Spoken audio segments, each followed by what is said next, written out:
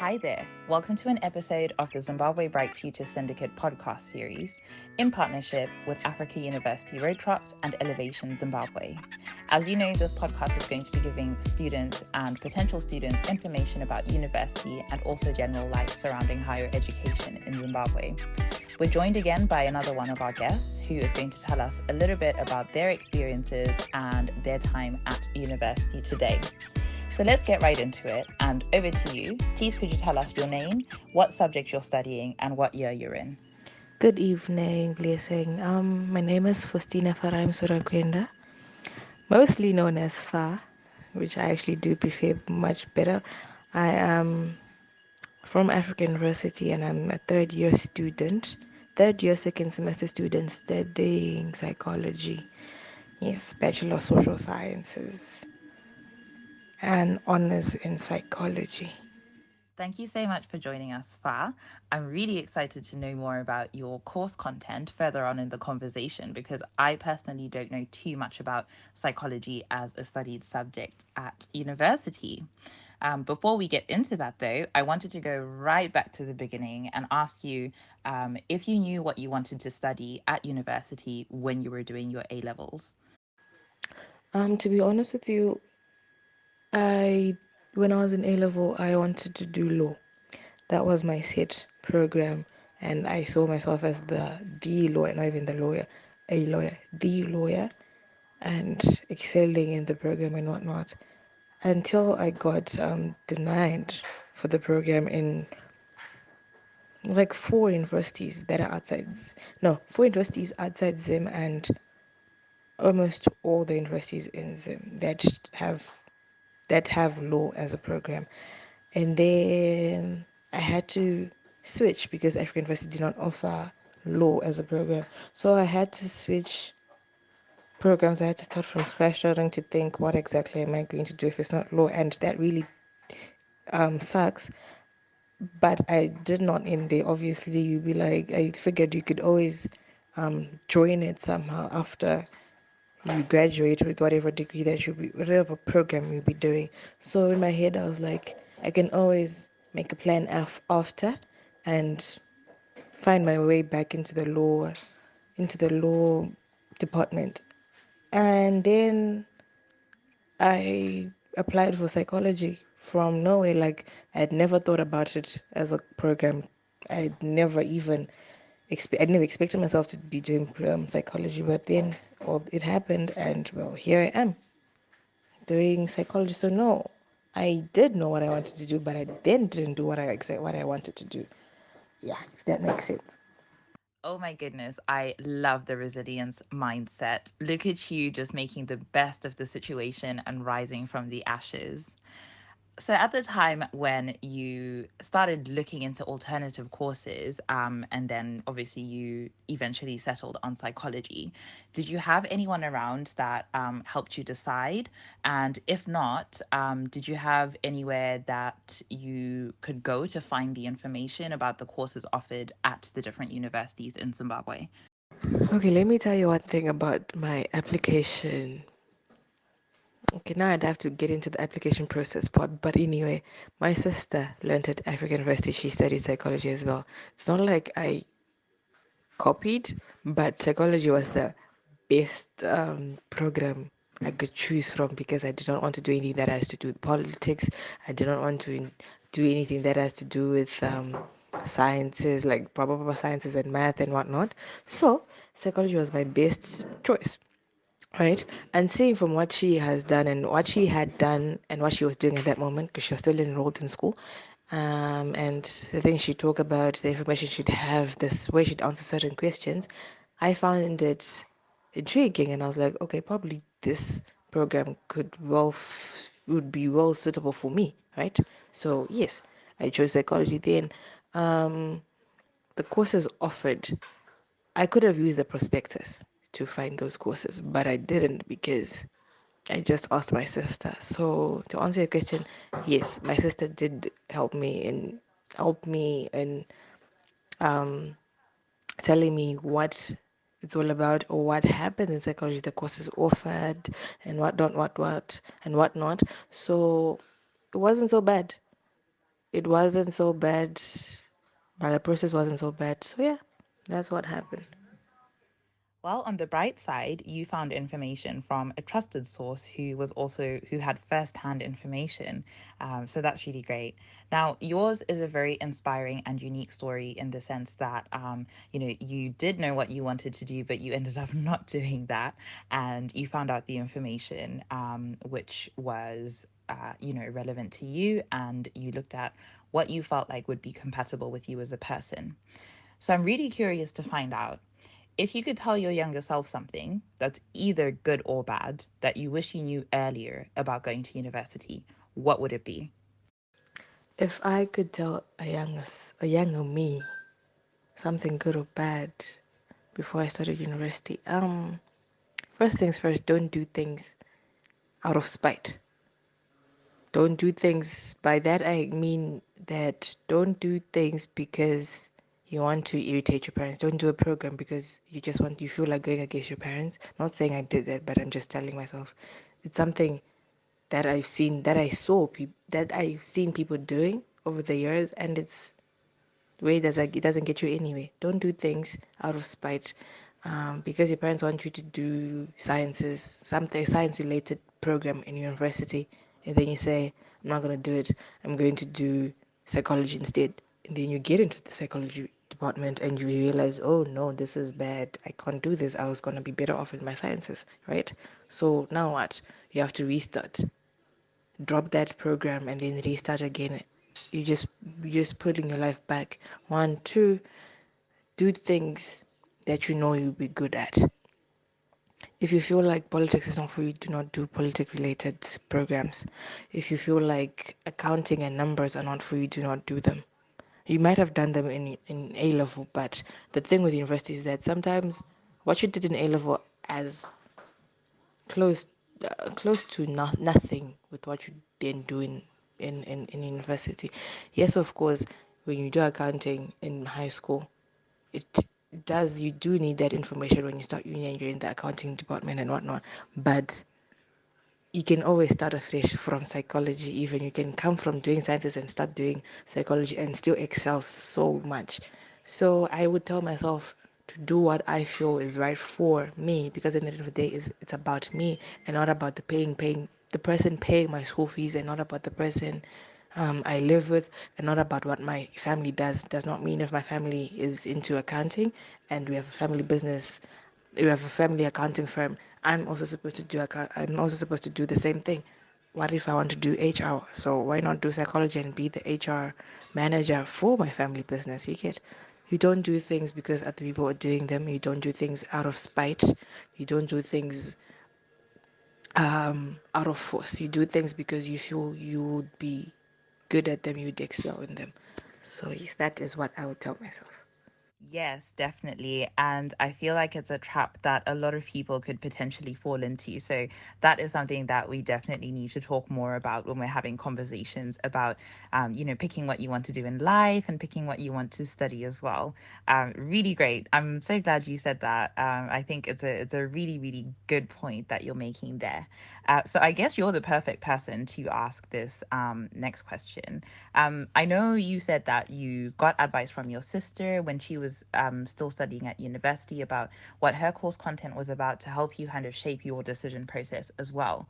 But besides your sister, did any of your other family or any of your friends have an influence on any part of the decision process on what to study? So this could have been, a part of the decision process where you were thinking about which university to go to or what subject or, anything to do with kind of the wider area of university application that we were talking about. Yes, my dad and my first older brother.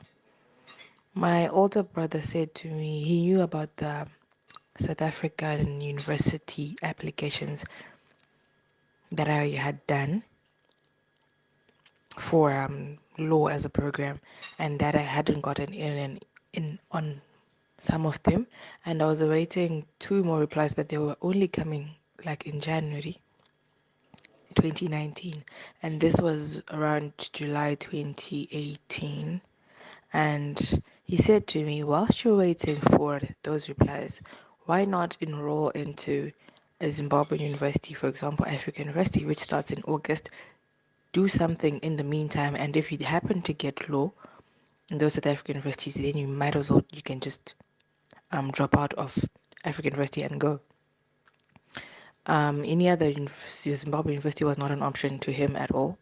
So African University was the most ideal one, and my two of my siblings were already there, so it was like an easier option. So he said that do something in the meantime. Don't just sit and wait for a reply. What if you don't actually get in? Then what? When and AU would have already started its semester. So why not just do it? And then so I did my application in a week, like a week before school's AU opened, or rather AU was supposed to open, and I went to Mtara to drop it off physically. My dad went through my application, my African University application, and he said that why did you choose law as your first choice and international relations as your second choice? Why not do international relations? Like put it as your first choice. And then I said to him, I don't like politics. He said, it's not all about politics. You're very good in history. I said, I know and I understand that, but it's not like being good at something doesn't mean you actually like it and you actually want to do it for the rest of your life. I'm not into history like that, and I'm not into politics. And that's what international relations is mostly about. And I don't think I would actually have fun doing it or enjoy doing it. So let me choose psychology, and I will do my best to be good at it. What I'm getting from that is that, it's really important for you to be able to have those conversations with your family, with your friends, if they are going to have an influence on your decision, because you always want to be confident, in the choice that you've made. And like you said, sometimes it's not always what you can see yourself doing forever, that you're necessarily good at. So I love that, because it's a really important message to put across, to just let people know that no matter what you're doing in life, it's always good to be able to talk through your options, and choose the one that is most suited to you at that given moment in time. Okay, so now we're going back to the drawing board. Here we are. We've established this is far, like, back in the day when she had just started, well, was about to start university, and you have these expectations of psychology as a course. Could you please explain to me your course content now, and talk me through any expectations that you had of the course? Were they different to what the reality of the course is? Were they the same, or did the course turn out even better than what you had expected? Course content. Before I started psychology, I thought it was a walk through the park. I don't know why I thought that. I thought it was the general idea we all have of psychology before we actually get into it that has to do with everyday behavior or science of the mind, psychology of the mind, mental well being and whatnot. It's only until you actually then start studying it that you realize that it's not as easy as it might sound. I mean to say that I've learned a great deal. It has come out better, but it is hard. Like every program is hard, every subject is hard, even in high school. But it's only how you then take it and how you tell yourself to manage it that it only gets better, if that makes sense. Um, Psychology isn't easy. It might sound easy, might seem easy, but it really isn't. If you do not, I'm not trying to scare anyone, but if you don't have an open mind, you're an open mindset, you might just struggle because it needs you to think outside the box. It needs you to think not about yourself, but about other people. It needs you to think about who is receiving the information that you're taking out, the information that you're giving out. So it has turned out to be better than I expected because it's got one too many fields and it makes you open your mind towards a lot of things or towards a lot of aspects in life. You don't only focus on human behavior, you focus on mental well-being, mental diseases, mental illnesses, the psychology of disease, the psychology of the workplace, the psychology of education itself, the psychology of family.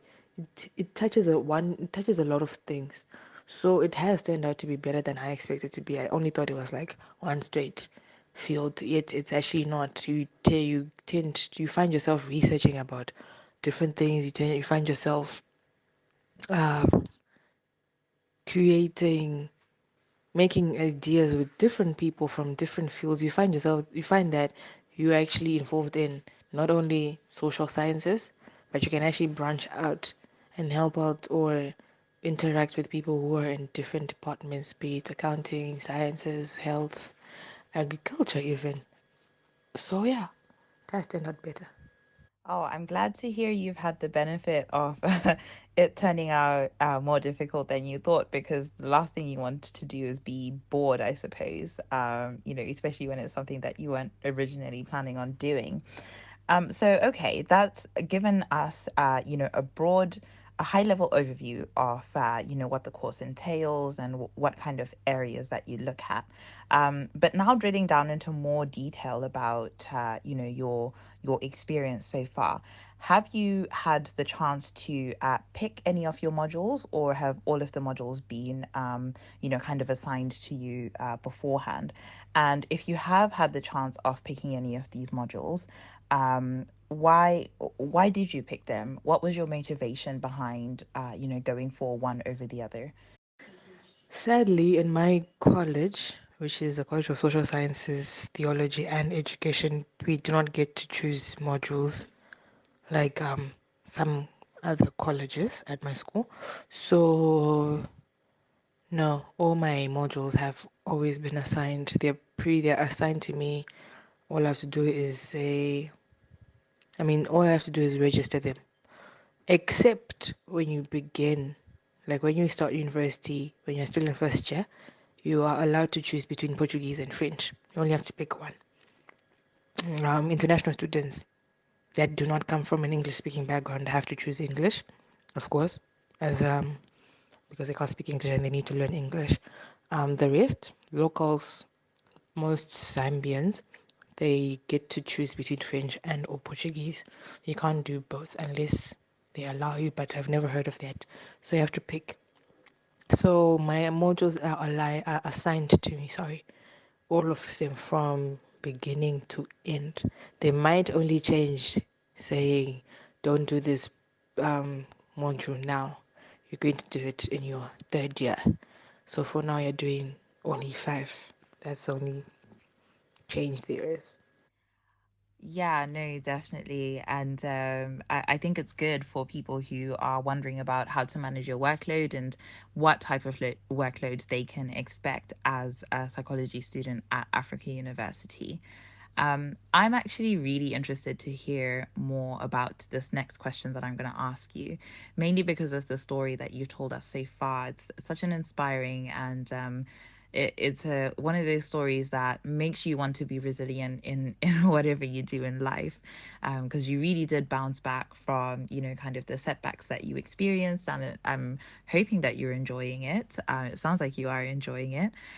So having gone through that process of, coming up with alternative courses to study, and also alternative places to study at, is this when you looked at, the universities, did you consider what facilities were available at each of the universities? So when I say facilities, I'm talking about, the library, any sports facilities, quality of accommodation, or even, proximity to home, to where your family is.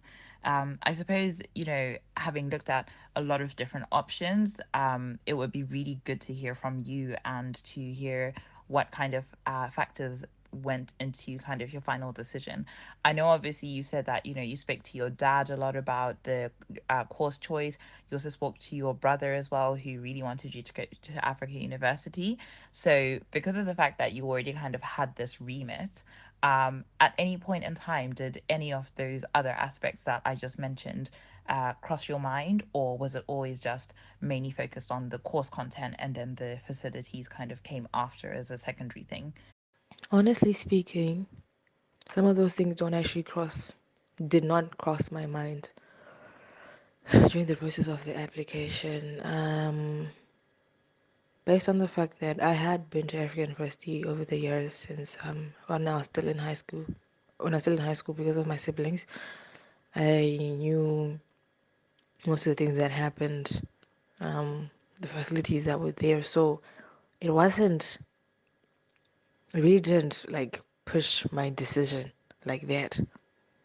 So to be honest with you, I'd never thought of those things when during my application process, and but I would like to factor in the point that you actually need to look at those things. Sometimes, if you really do not know much about the university, it's quite important to look into it, because when I was applying to South African universities, I actually did look at those things, where the library is, how far the campus is from where I might be staying, because I'm going to a foreign land. But because I was here in Zimbabwe, I knew I was going to be here in Zimbabwe, I did not actually look into the library. I knew it was there, but it's not like I made a decision based on the library. But I feel like a person, before whilst applying or before you do application, you need to look into those things, because now that I'm already enrolled in the school, I actually tend to notice that access to the library is having access to the library is quite important. Not every other school has access to a library. Some people have to pay to get into the library. So the fact that there's a library just there sitting waiting for people to actually walk into it and use the books that are in it is quite important.